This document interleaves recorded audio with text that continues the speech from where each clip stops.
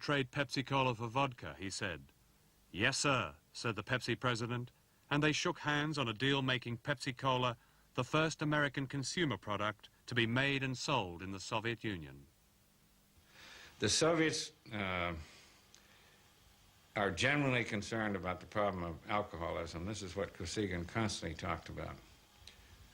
And he wanted a product that he thought might divert the people from consuming alcohol, and asked a lot of questions about PepsiCo and how far he could ship it and the shelf life and that type of thing, and talked a lot about alcoholism.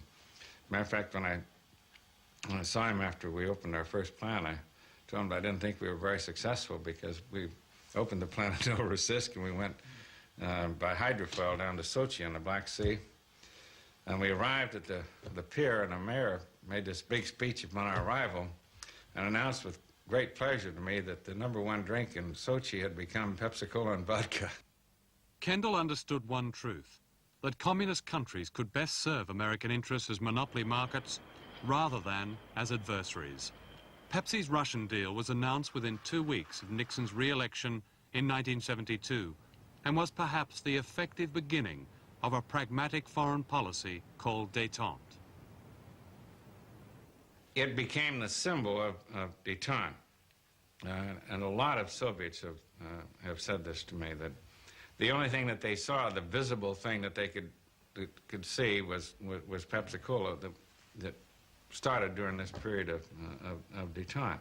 But while businessmen like Kendall saw détente as a means of serving American interests, Ronald Reagan saw it as an obstacle to establishing total American superiority.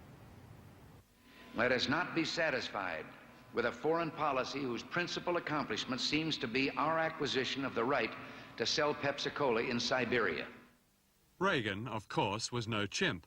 He'd been selling things to the American public for a long time, such as stay-press shirts, soap, the delights of smoking, and making a fast buck.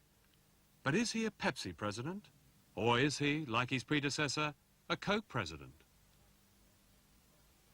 Carter, a Georgia boy, was very much a Coca-Cola president.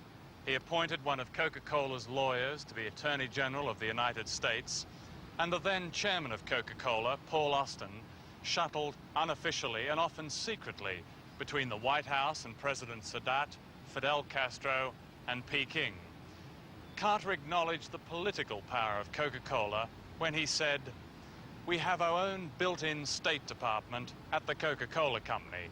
They provide me ahead of time with penetrating analysis of what a country is, who its leaders are, and what its problems are."